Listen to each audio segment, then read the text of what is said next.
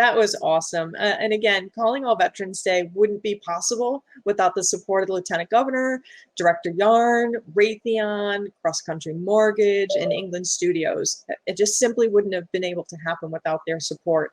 For many of us, one of the identified barriers for care a lot of times has to do with our fur kids, our dogs, our cats, etc. I spend most days looking for information and resources. And when I found this next organization, I was so incredibly happy. So for many of us, our fur kids are part of our family. And this next resource is something that I think more people really need to know about and take advantage of. The next guest I'd like to welcome up is Amanda Beck of Dogs on Deployment. Welcome, Amanda. Hi, good morning, everyone. Good morning.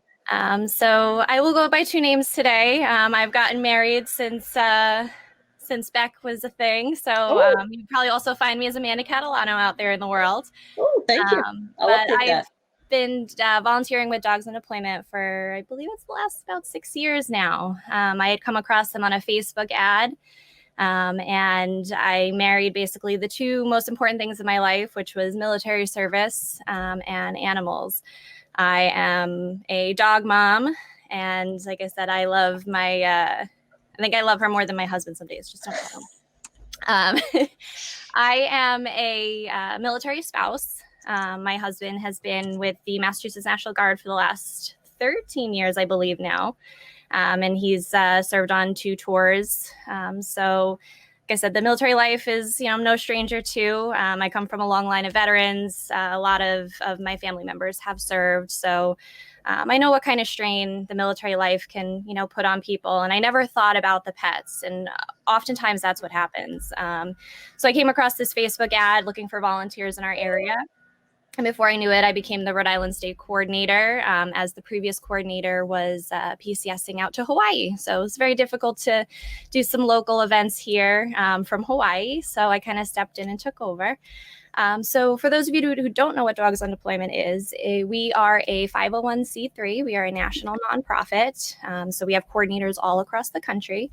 Our mission is to promote lifelong, healthy pet ownership for military families. As most of you know, the military can throw you some curveballs, PCSing and moving, deployments. But for, the topic today is medical treatment. So especially with our aging veterans, there's going to be a lot more medical treatments coming for them. So they're going to have to spend time in, VA health facilities and things like that. Oftentimes, they're living alone or they're, living in assisted living and it's just them. So they don't have anyone to care for their pets. So that's where Dogs on Deployment comes in. So our primary demographic, if you will, is usually active duty. We are an organization that provides a network of volunteer fosters and boarders to watch our service members, fur babies, scaly babies. We do them all. I think we've done llamas before. So whatever pet you have, we'll love them just like our own. But we connect you with that network of volunteer fosters for when you have service obligations, or again, in this case, when you have medical treatments that you have to go in for. So something that might keep you for a week, inpatient. We have volunteer fosters in the area that can take your pets while you are away and make sure you're getting better. It is free. These are volunteers. You are financially responsible for any, vet bills or food or any basic care for your pets, while they're in someone else's home. But the fosters and boarders are free, and they volunteer their time and effort to help our service members. So as far as eligibility goes, again, our primary demographic has been active duty and those going on deployment orders. But we do assist veterans as well, as long as you are honorably discharged and served at least 2 years of active duty. We are happy to add you to our program. If you ever need to sign up, you go right onto our website, dogsondeployment.org, and you'll fill out a profile there, all the specifics on the time frame, where you're located, any special needs for your pets, basically, their weight, how big they are. A lot of people have restrictions if they live in like apartments. They could take, certain breeds, things like that. So you basically fill out a full profile. You'll be vetted to make sure that you are eligible for the program. So for any medical treatment, you just need identification, a DD-214, and a letter from either your VA healthcare provider or whatever healthcare provider is having you go in for the service, just stating that there is a need and that you will be unable to take care of your pets. You upload that right into our system. Once your profile is approved, you are allowed to access our border network. You go through the profiles, you reach out to someone who you think may be a good fit, and then you guys kind of take it from there. Again, veterans are responsible financially, but the volunteers do provide all of their time and love and a really nice, happy home, so you don't have to worry about your pets. Boarding facilities can get very expensive. A lot of them, they're housing multiple pets, so, they're in kennels and they don't get to, sleep in someone's bed at night. So, having people welcome your pets into their home, kind of gives them, that still warm, snuggly feeling that they have when you're there. We also do provide financial grants. Again, veterans are eligible. Typically, they're prioritized for service members, active service members. But we do, on a number of occasions, help veterans as well. Again, same requirements, honorably discharged with 2 years of active service. Those financial grants can be used for things like emergency vet care. If you're a pet owner, dogs do absolutely crazy things. At least mine does. She likes to jump off the top step of my porch and totally send me for a loop. And emergencies, it happens. And you also know it's super, super expensive, especially with the COVID-19 going on. Funds are super limited. So we're happy to help where we can and provide that emergency assistance. We do pay out directly to the veterinary facility. So, we ask for all that information up front. And if you're approved for the grant, we'll take care of it directly with your veterinary provider. So that's kind of a little bit about what we do. Like I said, I'm happy to answer any questions if you have them. But like I said, all the information is on our website, dogsondeployment.org. We are a resource by veterans for veterans. And like I said, we just want to make sure everybody's fur babies are taken care of. And, the priority is making sure that our veterans get the care they need and that they have the time to recover and not have to worry about, another layer of complication. So is Dogs on Deployment, is it a nationwide or is it only here in Rhode Island? So it is nationwide. We have coordinators all across the country. It is 100% volunteer. No one in our organization gets paid, right up to our founders and CEO. They were, a dual military couple who obviously saw the need being dual military when they had to deploy at the same time. And, they had a boatload of pets. They had birds and dogs and, a little bit of everything. So they realized that this was a missing resource out there. So like I said, we have coordinators all across the country. We were always looking for volunteers, whether it's just volunteering at local events. We are looking for state coordinators as well. So you can also reach out through our website if you are interested in volunteering. Same thing with fostering, if you're interested in fostering. Again, we're not a super big active duty state here. So the fostering need we see here in particular more on the side of the VA and the medical healthcare. Mm-hmm. So they tend to be very short-term needs. But like I said, we do see that here. So like I said, if you happen to be across the country right now, there's more than likely a local coordinator in your area. If not, you're interested, you can always reach out. We're happy to add to our team. Yeah, that is awesome. A couple of people are asking, how do they sign up to be a foster? So is it where should they go for that? Is that on your website? Yep, dogsondeployment.org.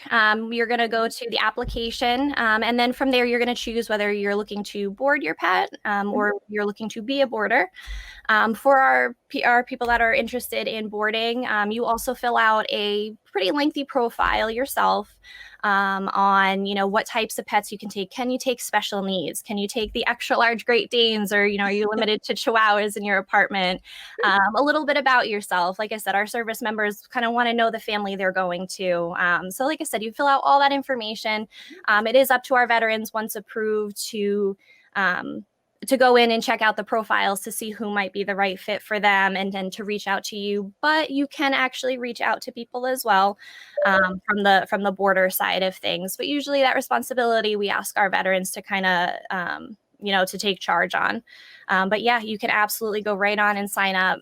Even if you're just looking to volunteer at some events. I know COVID-19 kind of blew up my plans for 2020 here. But like I said, we do attend a lot of like yellow ribbon events, Okay. some VA events, local community events, a lot of pet events. I'm not far from Pawtucket, so the Pawtucket Dog Park fundraiser I'm usually at every year. But like I said, if anybody's interested in, like I said, coming to hang out at those events with me to talk to people about dogs in deployment, like I said, we're interested in volunteers of all kinds. That's awesome. Now, I know sometimes when someone is deployed, their deployment gets extended unexpectedly. Somebody goes into the hospital for what they think might be something minor, and it turns out taking a lot longer. How is that handled with the fosters? Yeah, so one of the great things about our organization is a lot of the volunteers are military, and like I said, any military family knows that life changes in an instant. So when it comes down to that, which it happens all the time, our borders are usually very, very flexible on that. There's been very few cases where they haven't been able to handle the extension.